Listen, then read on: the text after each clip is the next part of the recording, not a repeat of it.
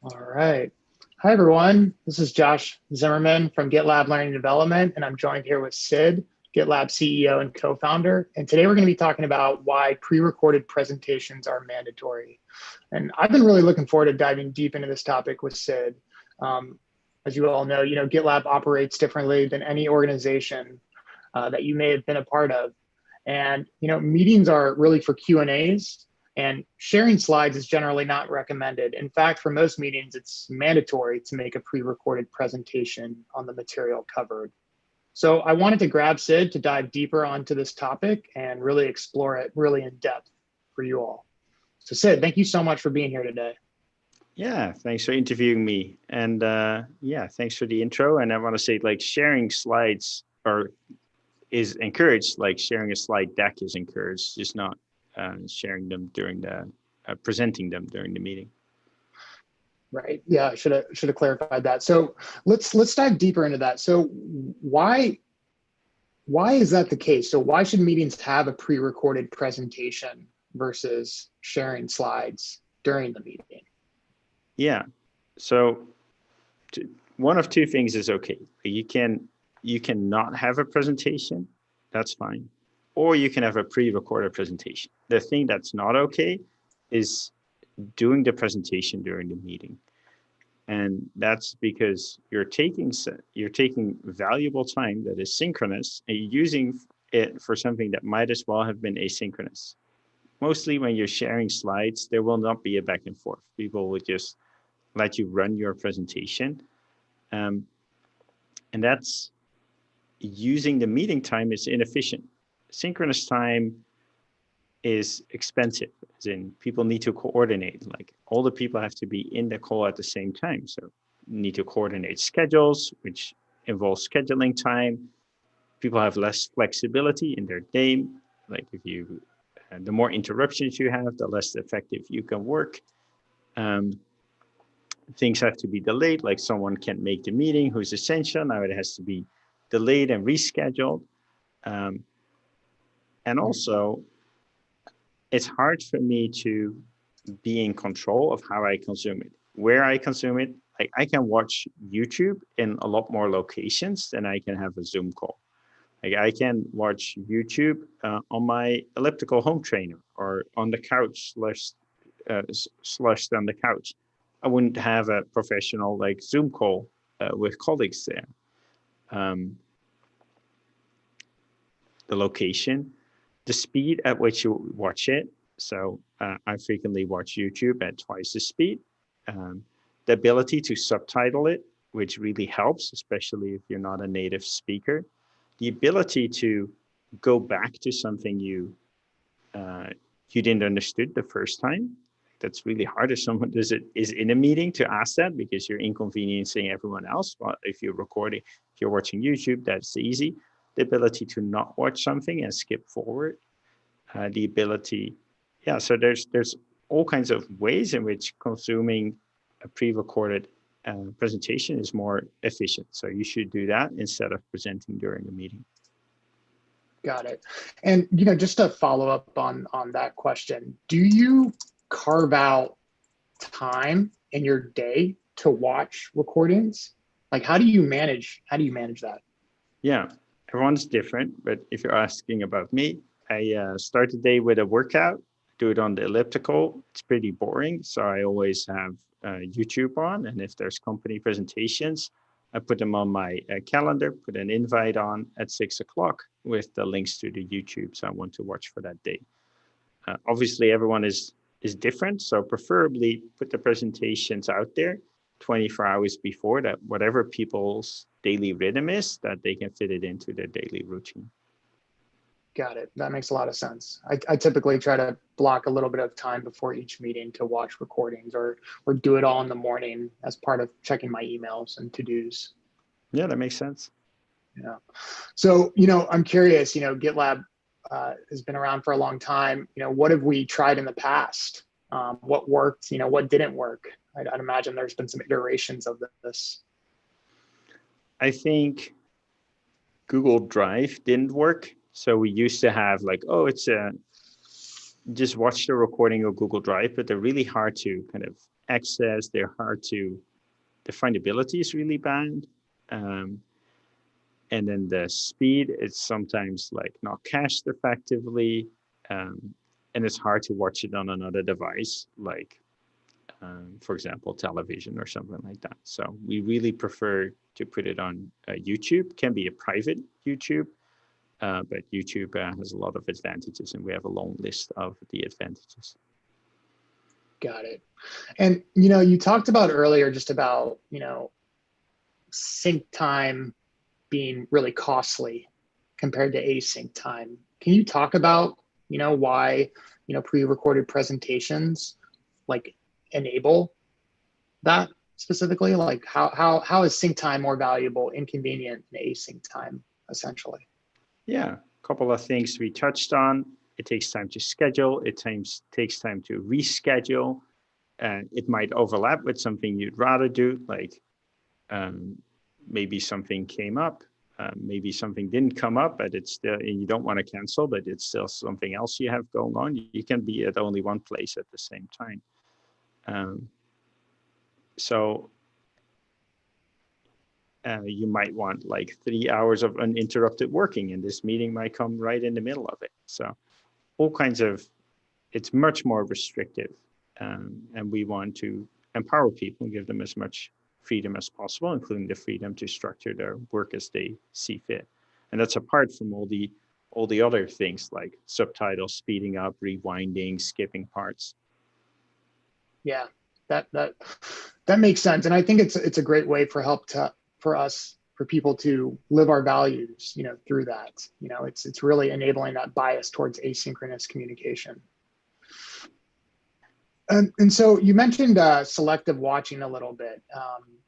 It's encouraged at GitLab due to multitasking. Can you discuss how presenting slides during a meeting may discourage this? I don't see the relationship between selective watching and multitasking, but I do think that a presentation might not be relevant for everyone. I might have so much knowledge about the subject that I don't need to see anything. I might have so much knowledge that I can tell from the slides, which enough that I don't need the video. Or it might be opposite. I might watch the video twice. So it's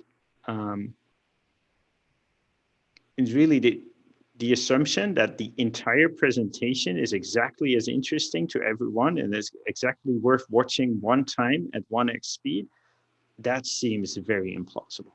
Like that is, the chances that is the case are zero, basically. So that is for sure not a good answer to who should watch it, when, and how much. That makes sense. And I mean, that probably applies to Q&A as well, right? Like not every Q&A question is going to be sort of attributable to every team member in attendance to the meeting, but they can listen in how they see fit as well. Is that a correct assumption? Yeah, for Q&A, it's there's a way to do it async. Like we got issue trackers, you can just ask a question there. And it's also great to see in many meetings, we have like a question from a team member who wasn't able to attend. Great, you can just put it on the agenda, it will get verbalized, it will get answered. There's an advantage if you have it back and forth. Like if you ask a question and the other person doesn't understand, they can say, oh, I don't understand your question. Can you elaborate on that? Or they give an answer and you say, hey, look, I'd like some more information on that. Maybe they misunderstood your question. You can tell by the answer. So that's valuable. What's valuable in meetings is the back and forth. And the back and forth compensates for like having to totally overdo it. If there was no back and forth, you'd have to give a very long question because you want to make sure it gets interpreted right, and then a very long answer because you want to make sure you do everything. That's inefficient compared to a situation where you can just elaborate more if the time allows for it.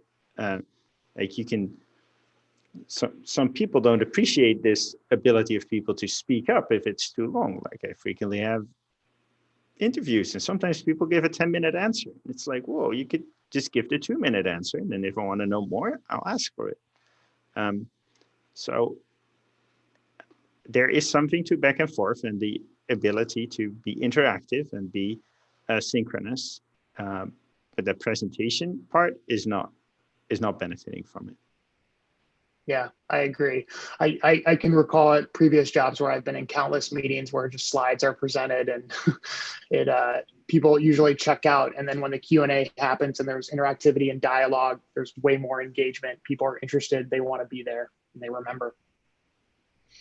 So, I think to our earlier point, just about when you watch, pre-recorded presentations, I think one thing that I've heard across the organization is that meeting loads have increased.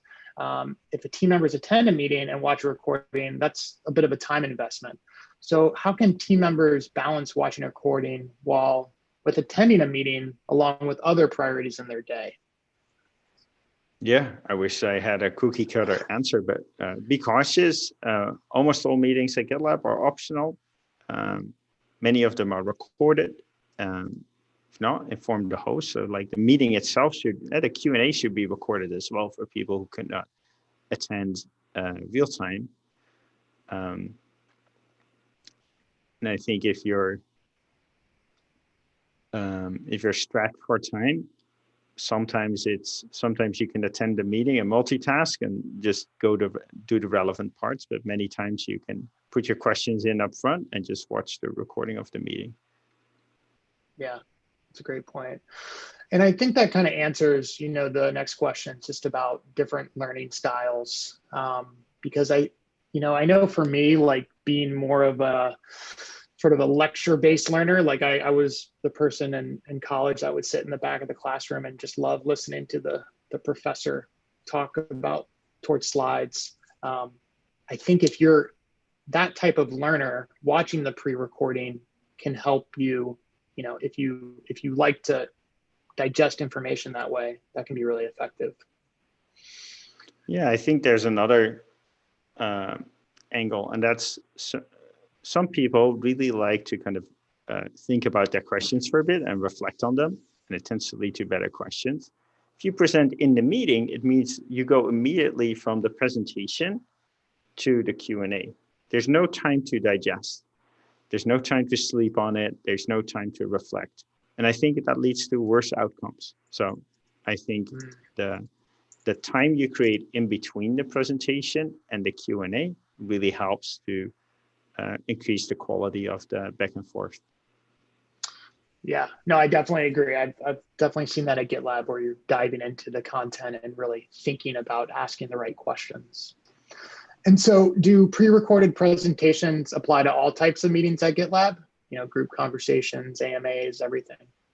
All of them, except with external parties in them. So investor presentations, customer presentations, etc.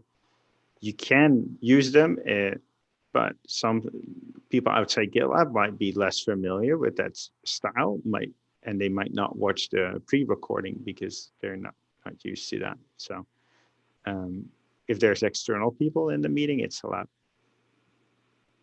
Yeah, okay, that makes sense. And what if team members do not pre-record presentations and actually, present during a meeting?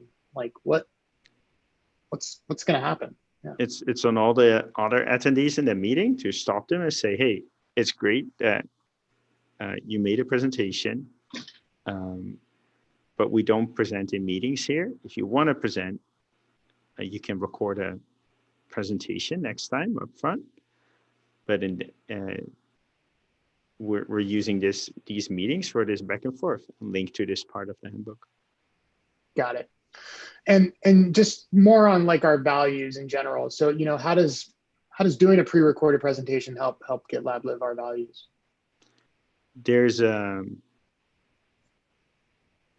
think one of the important things what we're trying to do, we're trying to build a diverse company, and that also means trying to bridge time zones, and having a pre-recording really helps you to reduce kind of the synchronous time needed.